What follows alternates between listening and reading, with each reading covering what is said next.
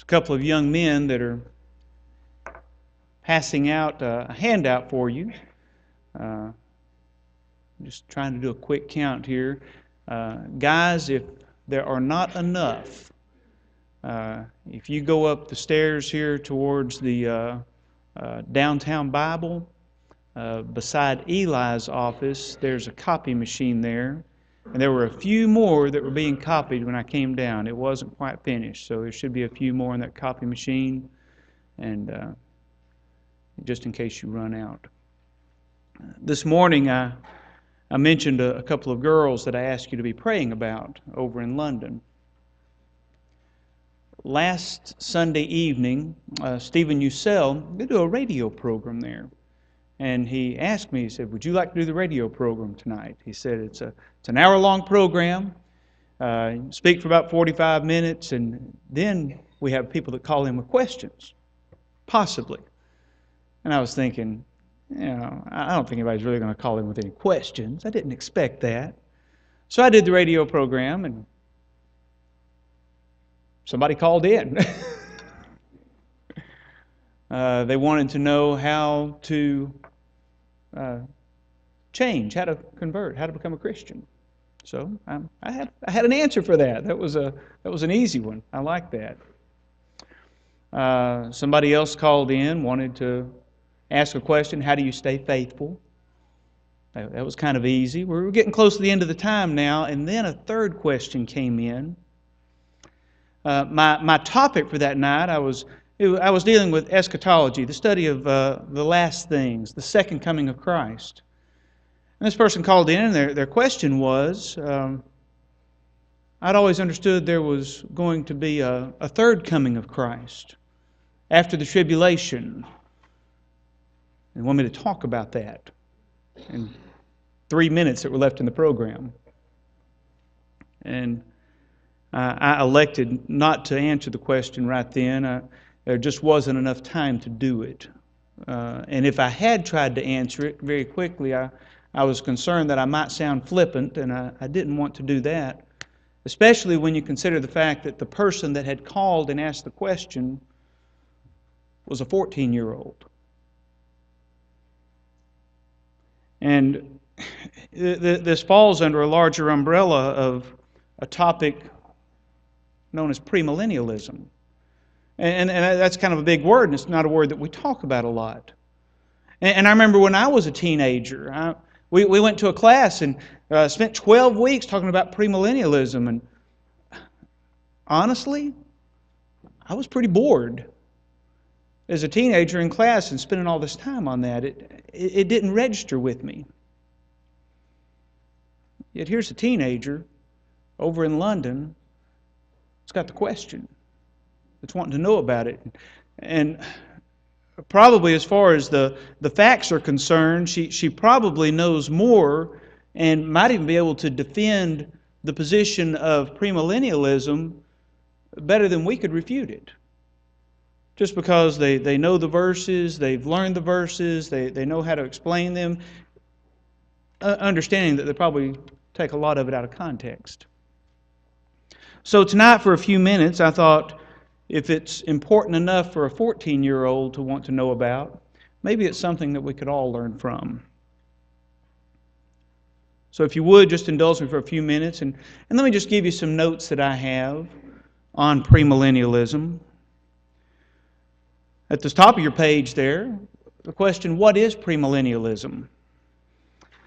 The millennium, as a lot of people refer to it, it refers to a 1,000-year reign, a 1,000-year reign. And it's mentioned in Revelation chapter 20. The whole concept of the idea that premillennialists teach that Christ is going to return to earth and reign for 1,000 years, it's based on this single verse in Revelation chapter 20. There are three views concerning this reign and the second coming of Christ. The first one is exactly what we're talking about tonight, premillennial, and that simply means Christ is going to come back, and these are their words, Christ is going to come back before the millennium, premillennium. There's another view called postmillennial. It's not as popular anymore. It's kind of faded away. There may still be a few postmillennialists out there. And the belief there is that Christ will come after the 1,000 years, post-millennial. According to this view, the world continues to get better and better before Christ returns. And then the last one is amillennial. The letter A in front of the word millennial, that negates it. It's no millennium, if you will. At least not in the sense that the premillennialists view the 1,000 years. Rather, in this case, an amillennialist would believe that the 1,000 years referred to in Revelation 20 refers to something else, not a literal 1,000 years. Perhaps a long period of time. Perhaps the Christian age that we're in right here and right now before the second coming of Christ. Most conservative Protestants are premillennial. Most groups of people that come down from a Calvinistic background have this premillennial view. In fact, premillennialism has been thought to be one of the fundamentals of Christianity. Most members of the Church of Christ are amillennial. Exactly what I said about what the 1,000 years means. It represents a long period of time. I believe it's probably the Christian age that we're in right now that it's talking about. Premillennialism is taught by Hal Lindsey and the late great Planet Earth. There was a series that was out a while back, some books, you probably remember them, the Left Behind series. That's what it refers to. It refers to premillennialism, the rapture, other things we're going to mention tonight. Number two, what does premillennialism teach? There's two major forms. There's historic premillennialism and then dispensational premillennialism. Dispensational differs from historic in that it teaches the second coming of Christ will be before the tribulation. And as I'm giving these things, these facts I'm giving it from the premillennialist point of view. This is what they believe. It teaches that the second coming of Christ will come before the tribulation, that the rapture will occur then, and then the saints will therefore not have to go through the tribulation. That term rapture, that's not a term that appears in the Scriptures. That's a term that they've come up with. One commentator that I do like, Botner, has had some things to say about this, and I'm going to give you some things that Botner said here a few times in this lesson tonight. According to Botner, both kinds of premillennialists have generally taught these things. Let me just give you some of these. Both forms of premillennialism teach that the kingdom will not be instituted until Christ returns. And you're ahead of me. You already know what the Scriptures say about this. They teach that the purpose of the present gospel age is not to convert the world to Christianity, but to preach the gospel as a witness to the nations and to gather out of all nations God's elect. They both teach that the world will get worse until Christ returns, that just before Christ's return there will be a period of general apostasy and wickedness. They teach the return of Christ is very near, probably will occur in this generation. And you know, over and over again, if you pay attention to television and what some of these evangelists say, whenever there's some strife or trouble in the Middle East, or there's a series of bad weather events, they start predicting that these things are about to happen. They teach that when Christ returns, the righteous dead of all ages will be raised in the first resurrection. And you'll notice as we go through this, they teach more than one resurrection. At that time, the resurrected dead with the transfigured living saints will rise to meet the Lord in the air. And the judgment of the righteous takes place then. And before and during the tribulation period, the Jews will be restored to the land of Palestine. They teach that at the sight of their Messiah, the Jews will turn to Him and be converted. Premillennialism teaches that when Christ comes, He'll destroy the Antichrist and his forces in the Battle of Armageddon. And they generally look at this teaching of the Antichrist in the Scriptures as a particular being or someone that's going to rise up, that's going... We know who the Antichrist is, don't we? The Antichrist is anyone who is anti-Christ. Anyone that's against Christ is against Christ. They're anti-Christ. After the Battle of Armageddon, they say Christ is going to set up a worldwide earthly kingdom, reign for 1,000 years from Jerusalem. And during this reign, Jerusalem and the temple are going to be rebuilt. They teach that the feast, the fast, the sacrifices that they practiced under Judaism are going to be reinstituted, though in a Christian sort of spirit. During this millennium, great numbers of Gentiles will convert. They teach that Satan is bound, cast into the abyss, and shut away from the earth. At the end of the millennium, Satan will be loosed for a short time. Then there's a short, violent outbreak of wickedness. The forces of wickedness are destroyed, cast down from heaven. And the wicked of all the ages are then raised in a second resurrection, and the devil and the wicked angels are cast into hell. That's some of the things they teach. There's some points we need to make from these also. Some important points. One is that premillennialism, it's not just an idea.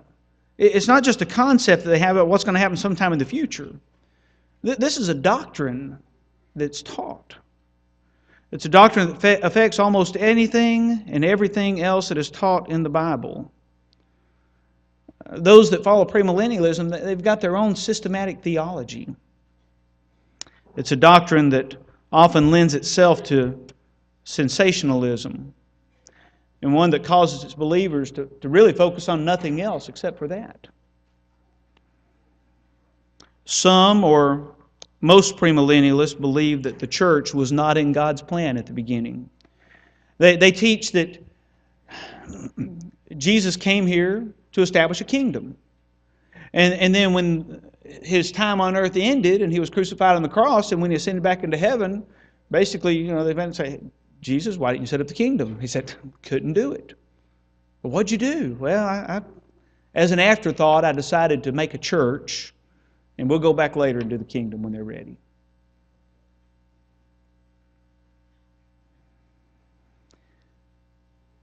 Another point we should make is that the period of apostasy and wickedness is called the tribulation. The translation of living saints who are caught up to meet the Lord in the air, that's called the rapture, just in case you hear these terms brought up by premillennialists. According to some premillennialists, the return of Israel to its own land and the establishment of Israel as a nation in 1948 was a sign. It signaled the beginning of the end times predicted by the prophets. Hal Lindsey said, it will all begin to happen within a generation. That's 40 years. So it all should have happened in 1988. I think they missed it. What can be said against premillennialism? There's definitely some teaching, some things we need to know, some things we need to understand. The basic assumptions that they make can be attacked. The idea that the 1,000-year reign of Revelation 20 has to be taken literally, in spite of the fact that the book of Revelation is full of symbolic language, full of very figurative language. Revelation 20 includes some things that are not to be taken literally. It says that Satan is going to be bound in chains. I mean, can you take a spirit literally and bind a spirit in chains? I mean, obviously that's figurative. But then they take the 1,000-year reign later on and say, oh, well, now this is literal. And that defies the rules of interpretation. To take a single passage and say, well, this part's going to be literal and this part's going to be figurative.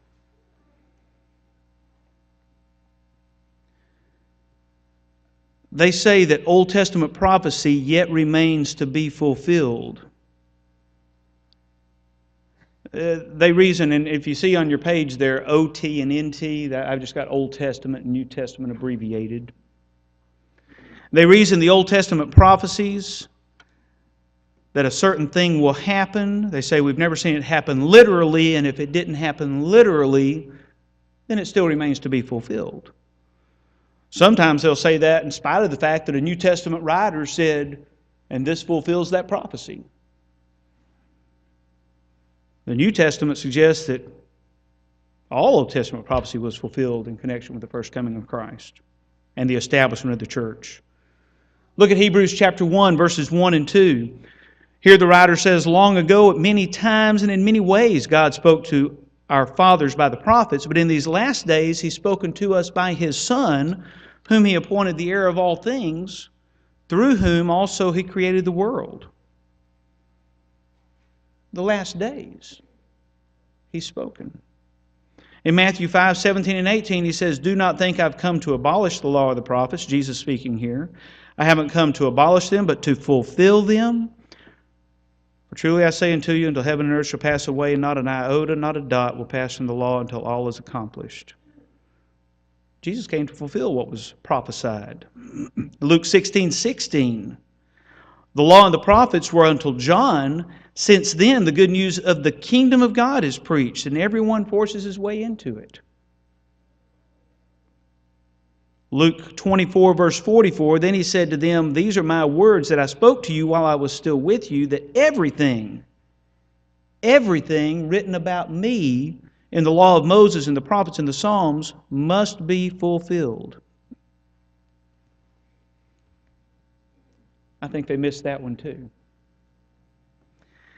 They teach that the kingdom prophesied in the Old Testament was to be a material, physical kingdom. Obviously, the church, which is spiritual, they said they believe the kingdom is supposed to be a physical kingdom. He's going to come back here to this earth. He's going to set up a throne. He's going to reign with His saints. That's what they teach. What did Jesus say in John 18 and verse 36? He said, my kingdom's not of this world. It's not physical, it's spiritual. The premillennialists of today fall into the same trap that the Jews of Jesus' day did. They expect a physical kingdom. In fact, the basic principle of interpretation can be questioned. They say that all prophecy must be literally fulfilled, and that the prophecies concerning Christ's first coming were literally fulfilled, so must be the prophecies concerning the second coming. In reading Botner, and just a casual reading on your own, you know that the prophecies were not all literally fulfilled.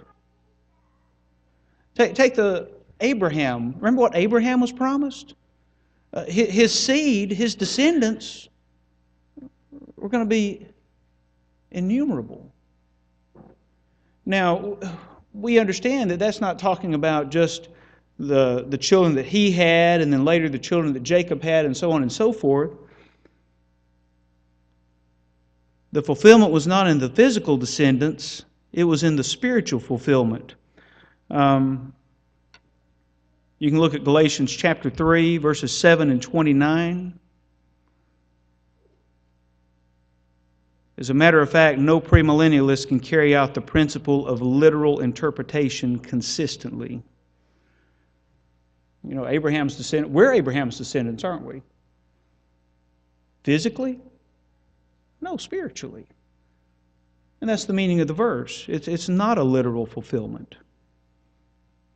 Many statements in Scripture clearly are figurative, and the premillennialist must spiritualize them no matter how critical he may be of amillennialism. That's us. Can anybody take literally the statement that was made in Revelation 7 and verse 14 that the saints in paradise have washed their robes and made them white in the blood of the Lamb? I mean, is that literal? If you take a white garment and dip it in blood, if you take a garment and dip it in blood, does it come out white? It doesn't, does it? And we know there's something figurative there. We know there's something about the purity of Jesus' blood and the cleansing power of it. It's a figurative statement. We already mentioned the fact that the devil, who is a spirit, being bound with a chain, that's figurative in Revelation 20, verses 2 and 3. We don't take literally Christ's words referring to the Lord's Supper when he says, "This is my body and this is my blood." I mean, when we took the Lord's Supper this morning, were we literally partaking of flesh and blood? No, we understand that it was a symbol. Now, in the Catholic faith, of course, they have their doctrine of transubstantiation. They believe that it literally does become flesh and blood. But those are very simple words. This is my body, this is my blood. But we understand that to be symbolic. I like this statement that is made here by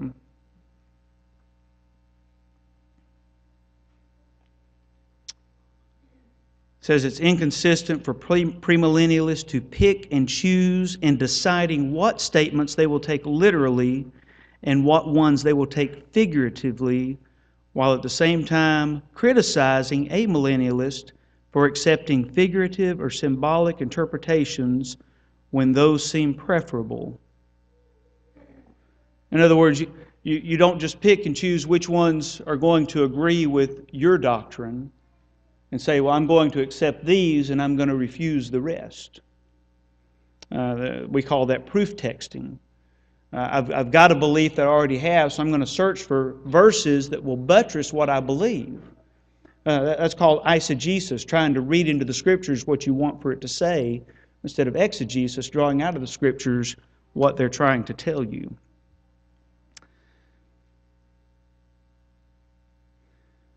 It's impossible to interpret literally all Old Testament passages that they use to refer to the end times. In numerous instances, they break their own rule by taking part of the prophecy literally and part figuratively. And of course, we see that happen in Revelation chapter 20. Many specific teachings of the New Testament are contradicted by premillennialism. The New Testament teaches that the kingdom was established in the first century, and that Christ was then reigning and will continue to reign. The premillennialist teaches that the kingdom hasn't even come yet. Look at Colossians chapter 1, verses 13 and 14. He has delivered us from the domain of darkness and transferred us to the kingdom of His beloved Son, in whom we have redemption, the forgiveness of sins.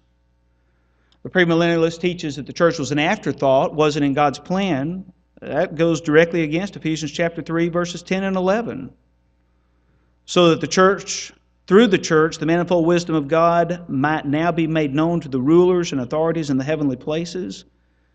This was according to the eternal purpose that He has realized in Christ Jesus our Lord. The church was in God's plan from the very beginning. It wasn't an afterthought.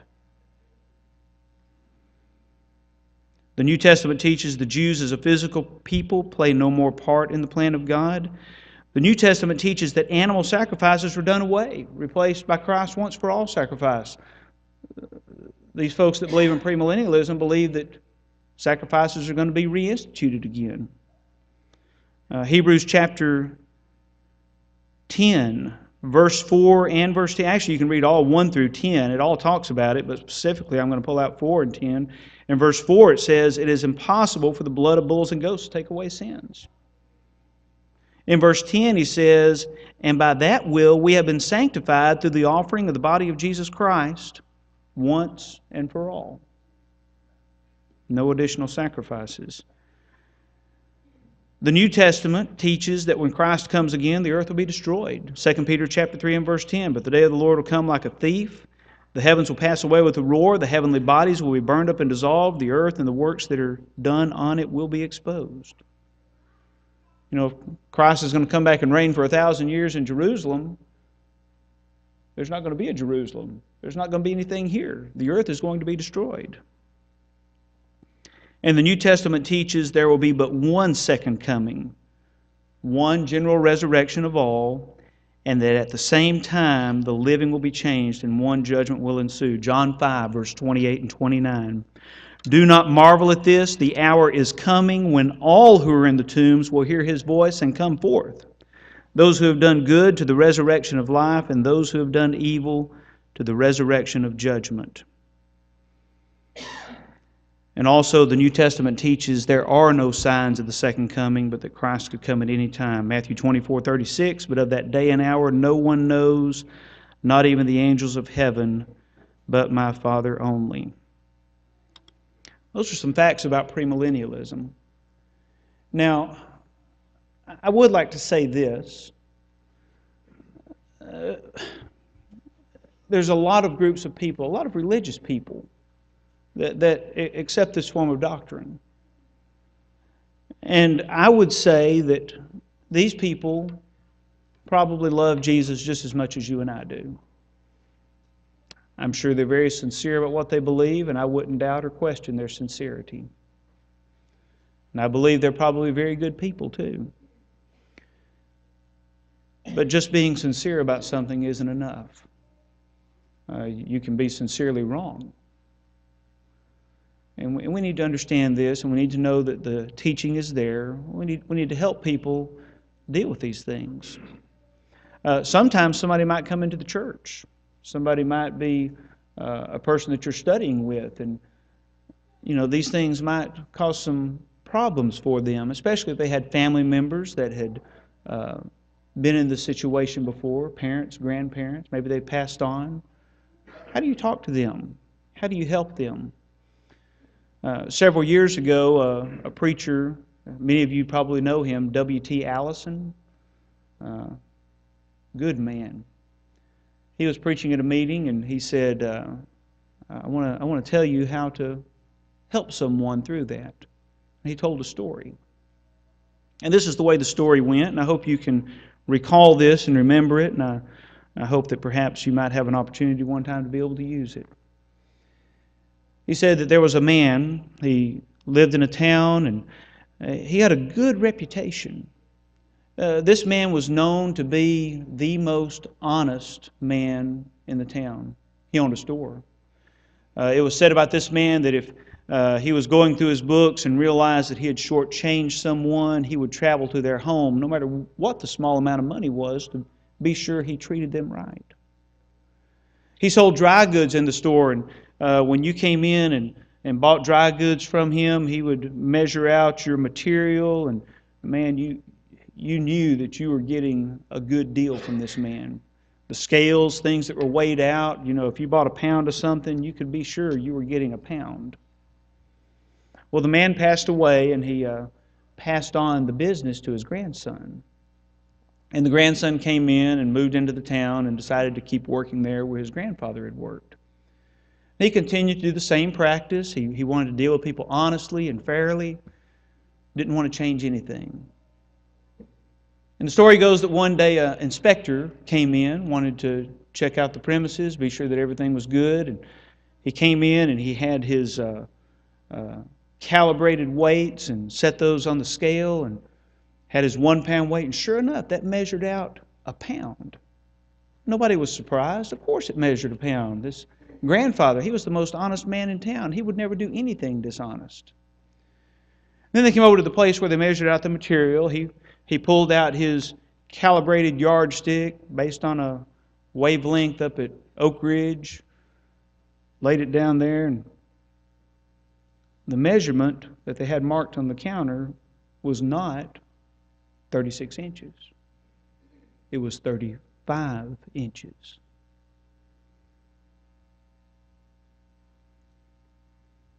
So here's the question. Was the grandfather an honest man? Sure. He was an honest man. He was doing everything what he thought was right. Could the grandson continue to practice business the same way that his grandfather did and be considered an honest businessman? No. He could not. He knew what the standard was now. And because he knew what the standard was, he had to make some changes. He had to change what he was doing. He had to do what he knew was right. I hope that we're all working to try to do what's right. I hope that when we find out that something's not right, we're quick to correct it and make it right. I hope that I get to share some of this information with this little girl over in London, maybe help her to understand some of the things that she's been taught, and hopefully she'll be able to come to the truth very soon. We're going to sing a song of invitation tonight. If there's anyone here tonight that needs to respond to that invitation, we've got elders here that love you, that want to go to heaven, that want you to go to heaven. They're anxious to pray with you and help you with whatever your needs might be. If someone here tonight needs to be baptized for the remission of their sins, if we can help you complete that part of your obedience, we'd love to do that. Rejoice with you and hug you and just finish off with a great evening. Whatever your needs might be, won't you come while we stand and sing?